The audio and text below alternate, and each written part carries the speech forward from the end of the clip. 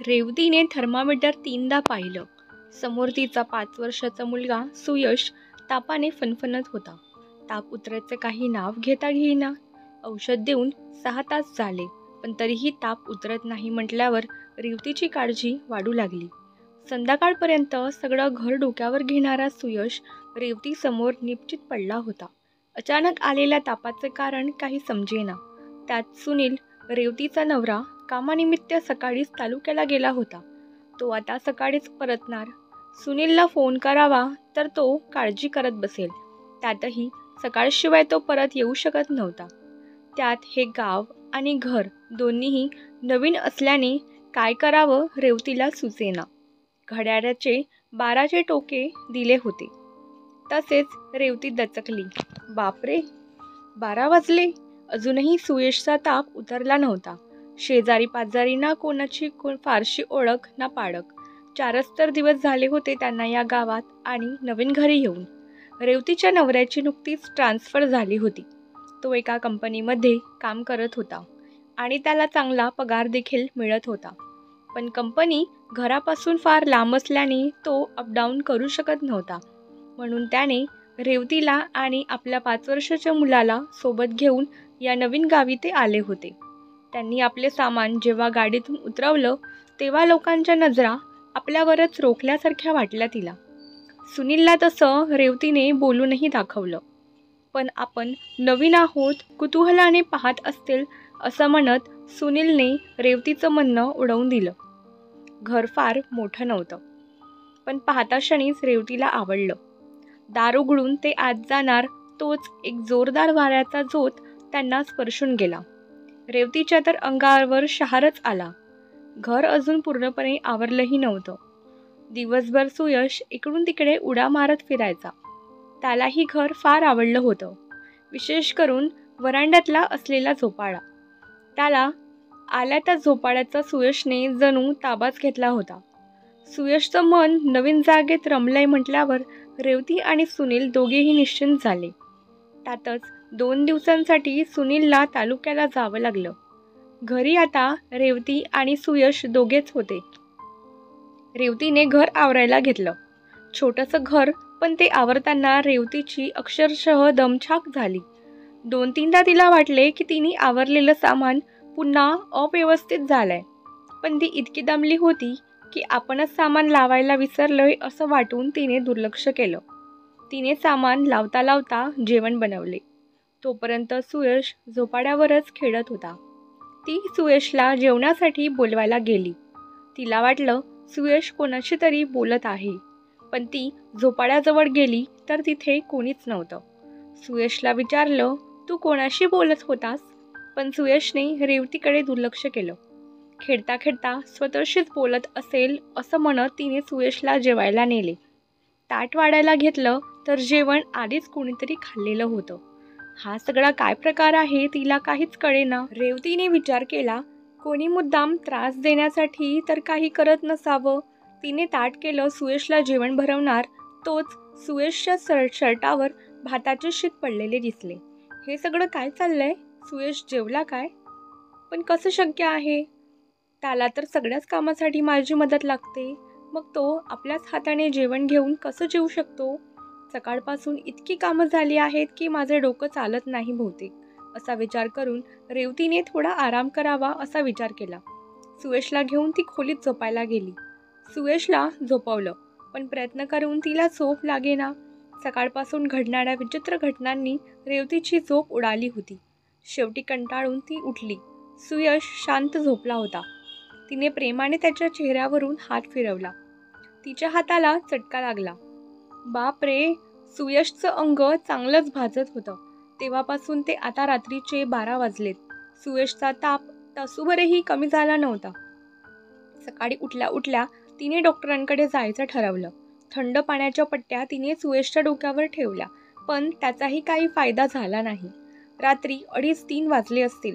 रेवतीच्या डोळ्यांवर झोप आली. तसंच सुयशच्या बाजूला डोकं टेकवून तिने डोळे मिटले. किती वेळ झाला कोणास ठाऊक. रेवतीने आपले डोळे किलकिले करत उघडण्याचा प्रयत्न केला, पण तिचे डोळे काही केल्या उघडेनात. किलकिल्या डोळ्यांनीच तिने डोळ्यांना आणि मेंदूला त्रास देत समोर पाहण्याचा प्रयत्न केला. तिला समोर पुसटशी आकृती दिसली. रेवतीने डोळ्यांना अजून ताण दिला. तशी जशी ती आकृती रेवतीला स्पष्ट दिसू लागली.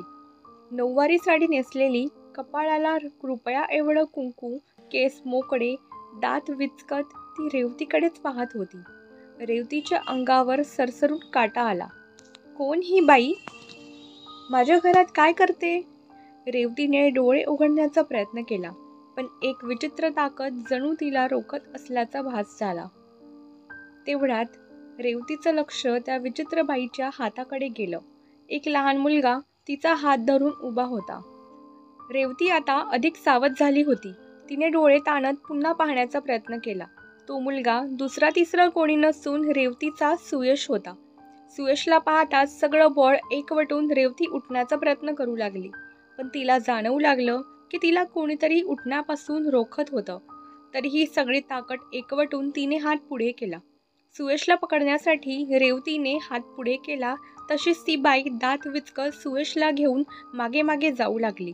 रेवतीने आपला हात अधिकच पुढे नेला, पण तिचा प्रयत्न निष्फळ ठरला. अचानक ती बाई आणि सुयश रेवतीच्या डोळ्यासमोरून गायब झाले. रेवतीच्या तोंडून जोरदार किंकाळी बाहेर पडली. तिला दरदरून घामही फुटला. डोळे विस्पारून रेवती समोर पाहण्याचा प्रयत्न करू लागली, पण तिच्या समोर कोणीच नव्हतं. रेवतीचं अंग आता थरथरू लागलं होतं. आपण इतका वेळ स्वप्न पाहत होतो तर? कारण समोर कोणीच नव्हतं. रेवती सुयशचा ताप पाहण्यासाठी त्याच्याकडे वळली आणि रेवतीला घामच फुटला. सुयश बेडवर नव्हता. अंगात एवढा ताप असतानाही हा मुलगा गेला कुठे? रेवती बेडवरून खाली उतरली. सुयशला शोधू लागली, पण सुयश कुठेच दिसेना. रेवतीचे पाय थरथरू लागले होते. आपण जे पाहिलं ते स्वप्न नव्हतं. कसं शक्य आहे हे? रेवतीने सुयशला हाका मारल्या, पण काहीच प्रत्युत्तर आले नाही. दार उघडून पाहावं म्हणून ती दाराकडे वळली. कडी काढताना तिला बाहेरून हसण्याचा आवाज आला. इतक्या रात्री कोण असावं? आणि सुयश? तिने घाईतच दार उघडलं. पडवीत झोपाळ्यावर तीच बाई सुयशला मांडीवर घेऊन बसलेली होती. एक विचित्र हास्य तिच्या चेहऱ्यावर होते, जणू ती या क्षणाची वाट पाहत असावी. रात्रीची ती भयान शांतता आणि तिचे हास्य वातावरण अधिकच भयान करत होतं. काय करावं रेवतीला काहीच सुचेना. ती वाऱ्याच्या वेगाने झोपाळ्याजवळ गेली. सगळा धीर एकवटून आपल्या भीतीवर मात करत रेवतीने सुयशला उचलण्याचा प्रयत्न केला. तसंच त्या बाईने रेवतीला हिसका दिला. रेवती भिंतींवर आपटली. पुन्हा रेवतीने उठण्याचा प्रयत्न केला, पण यावेळी तिने जोरातच रामरक्षा म्हणायला सुरुवात केली. तसंच तिचं विचित्र हास्य हळूहळू बंद झालं आणि तिने कानावर हात ठेवले. तसंच रेवतीने चपळाईने सुयशला उचललं आणि धावतच घराबाहेर पळाली. तिने शेजारच्या सावंतांचं दार ठोकावलं. सावंतांनी दार उघडलं. रेवतीला असं पाहून त्यांच्या सगळं लक्षात आलं होतं. रेवतीला त्यांनी पाणी देऊन शांत केलं. सुयशला देव्हारातल्या अंगारा लावला. नशीब चांगलं म्हणून वाचलात तुम्ही दोघं, सावंत काकू म्हणाल्या. तसेच रेवतीने डोळे विस्पारले आणि विचार करू लागली की यांना कसं माहिती तिथे काय घडले. सावंत काकू म्हणाले, बेटा तू काही काळजी करू नकोस. मला माहीत आहे सारं. तुम्ही ज्या दिवशी आलात तेव्हाच तुम्हाला सगळं सांगणार होते, पण त्या बयेनं आम्हालाही त्रास दिला असता म्हणून नाईलाजाने गप्प बसलो. तू आज जिला पाहिलंस ती सुमती. कोण सुमती? रेवतीने विचारलं. देशपांडेंची सून. लग्नाला 10 वर्ष झाली होती तरी तिला मूळपास झाले नाही. सासरचे तिला नको ते बोलायचे आणि तिचा छळ करायचे, पण तिचा नवरा मात्र चांगला होता. त्याने तिच्यावर खूप उपचार केले, पण त्याचा काहीच फायदा झाला नाही आणि त्या जाचाने तिला वेड लावलं. तेव्हापासूनच ती कोणाचंही मूल उचलायची आणि पळवायची. लोकांनी तिला खूप मारहाण केली, त्यातच तिचा जीव गेला. तेव्हापासून ती रात्री अपरात्री लोकांना दिसू लागली. देशपांडेंचं कुटुंब तर घर सोडून मुंबईला गेलं. ते हे घर एजंटकडून भाड्याने देतात, पण सत्य सांगत नाहीत. तुम्ही या घरातले दुसरे भाडेकरू. याआधी सुमितीने एक जीव घेतलाय. देव तुमच्या पाठीशी होते म्हणूनच तुम्ही वाचलात. रेवती सावंत काकूकडे पाहतच राहिली आणि सुयशला तिने घट्ट पोटाशी धरलं. सकाळी सुनील आल्यावर त्याला सारी हकीकत तिने सांगितली. तासाभरातच त्याने ते घर खाली केलं आणि सुयशला घेऊन तो तिथून निघाला. पण सुमती मात्र वाट पाहत आहे आजही नव्या शिकारी. तर मित्रांनो, व्हिडिओ आवडला असेल व्हिडिओला लाईक, शेअर आणि सबस्क्राईब करा. धन्यवाद.